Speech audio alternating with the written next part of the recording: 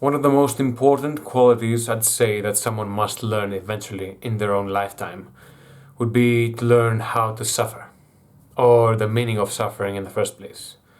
Now, what do I mean by this? Essentially, if anyone wants to do a decent life, wants to live a decent life, wants to act a certain way, but you need some kind of bravery, you need to act in a certain way. Basically, you are going to eventually find, how should I say this, a block, a wall that you have to go through that. And essentially, what I'm saying is that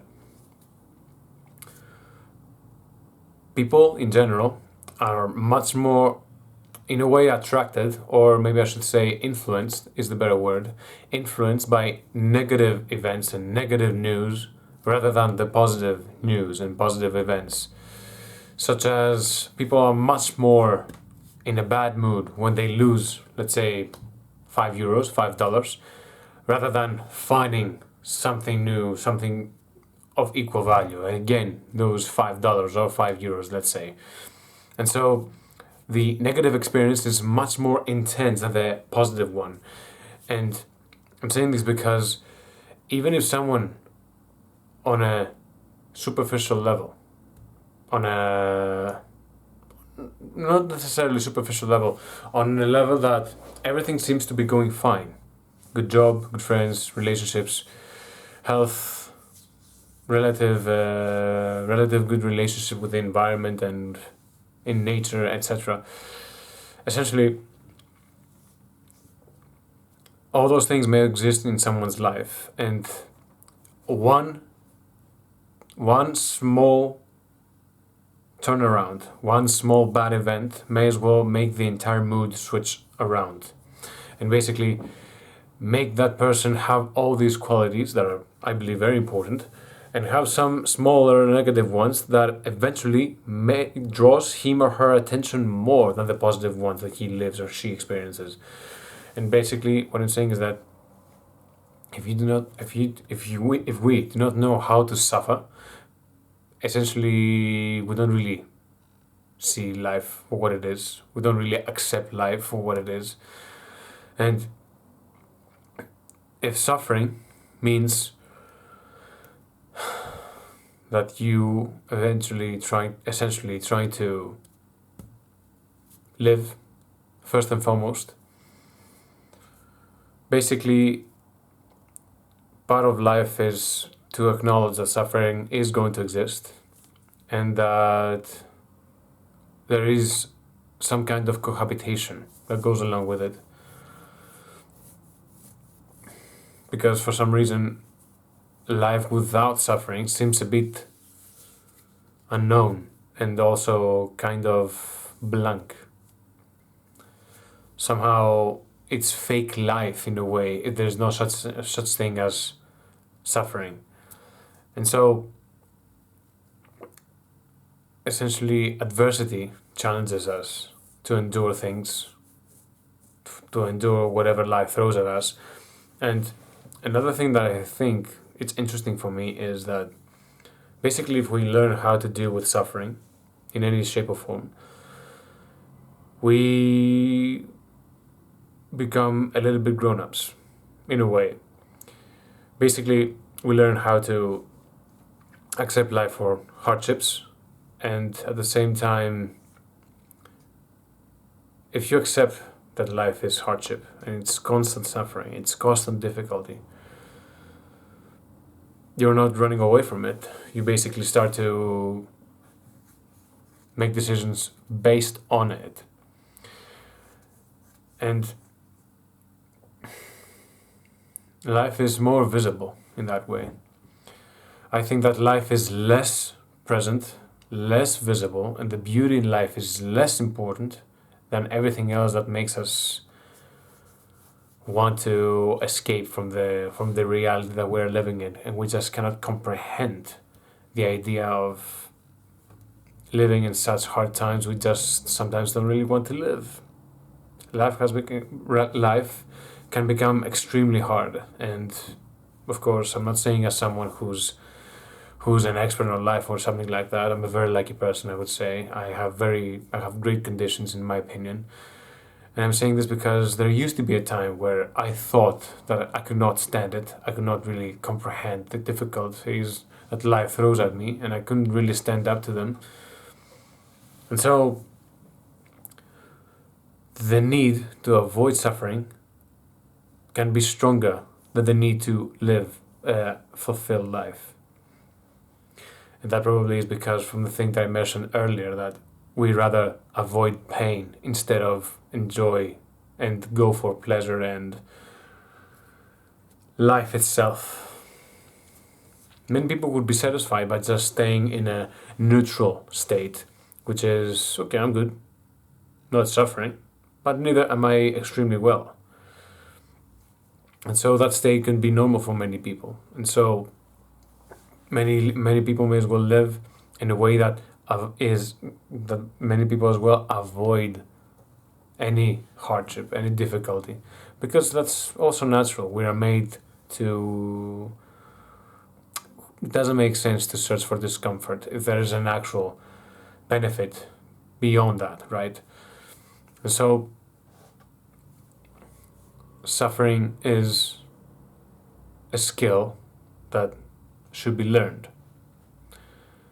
It is a skill that basically demands from you discipline, demands from you consistency. And really, if you really want to shine in life, there are gonna be some times where you're not gonna make it. Because it's a human thing to fail. And the thing is that it's too painful sometimes to fail over and over and over again, and that causes suffering. And the idea is that nobody gets to live if we don't learn how to suffer. We are too distracted from suffering. Basically, that can become an entire reality by itself. Absolutely ignoring everything. Absolutely ignoring the greatest relationships you have, the greatest conditions to live, the greatest opportunities. And despite that, you may as well have some thoughts, some events, some other things that probably could be also in our imagination that absorbs all the happiness inside, and we just think only about that negative one, that experience, that thought that darkens everything in a way.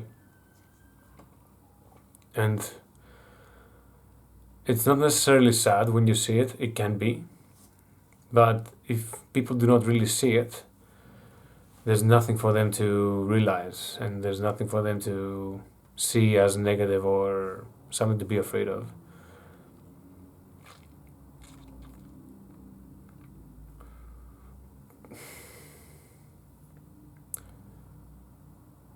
Suffering is a condition of the human, and I believe we must learn with that. And at the same time, after suffering, after the ability, after the quality that we've learned how to deal with suffering itself is done for, basically life begins, in my opinion. Everything becomes more enjoyable. We are present, we are here, we are now. When everything has been taken care of, when everything that could potentially be suffering, or all the actual suffering itself is done for, you're basically there. You're alive, you're present. You can take a breath. It's over. But the interesting thing is that many people are more alive in their own lifetime in the most painful moments, because the pain draws their attention to that, and so the suffering. And so when people do not really want to suffer, it's because they do not really how to deal with it. People do not suffer just because. If people suffer just because, they do not know how to deal with suffering. If people want things from their life, they know suffering is there for them, and they have to deal with such difficulties in their lifetime eventually. And if they do, great. I know how to suffer a little better. I can endure suffering. I know how to avoid suffering for the next time. And I got my beautiful reward in the end. For example, nobody can build an amazing body without getting in shape and lifting weights and at least running, at least taking care of your diet. And that may as well seem at first suffering if you're not very known with the concept of taking care of yourself in that way. Sorry, but there the juice is very sweet after an intense amount of squeezing, of course. And so suffering cannot only be passive, you just exist and everything goes horrible around you. It can also be active in a way that you know that you want things right now from your life that you do not really have right now, such as amazing relationships, let's say, and you go ahead, you dive right into it in order for you to get great relationships. And for you to do that, you must be great at communicating, you must be great at accepting other people's values and principles, and learn how to agree to disagree, and basically learn how to talk. And the result of having all those things are amazing, are great qualities to have in someone's life. Yet, for someone to get there, even if you do not really how to speak well to humans, it can be truly suffering. It can be an extremely painful experience for you to want to have your absolute best self. You're trying to your absolute best for you to go out and make an attempt to introduce yourself, to speak something interesting you find, something that is dear to you, a person that you really appreciate, a celebrity that you want, that you like to discuss for something, an athlete, something. It can be a very hard experience for you to want to connect with people, but at the same time, you do not really have the skills. People don't really like you because you don't have the skills. You're awkward in their eyes, or you're just out of touch in their eyes how what you want and how you're going to get it. If those things are too separate from each other, probably people are going to see it. Probably people are going to be aware of that. And people can be cruel sometimes because we appreciate more results than the effort itself. And so, essentially, if you realize that it's probably a small amount of suffering in such situations, or much more bigger suffering in the long run, such as trying building a business or yourself or whatsoever. If you really do not believe that there's such thing as great reward beyond that, then yes, there's no point in suffering. But suffering can make you either very present or make you ignore absolutely everything else. So it's a weird game. So what the last thing I'm going to say, I believe, is this: that suffering is worth when something beyond suffering is also worth it, such as suffering and lifting weights when you hate lifting weights, but also getting the results of your physique in a way. And so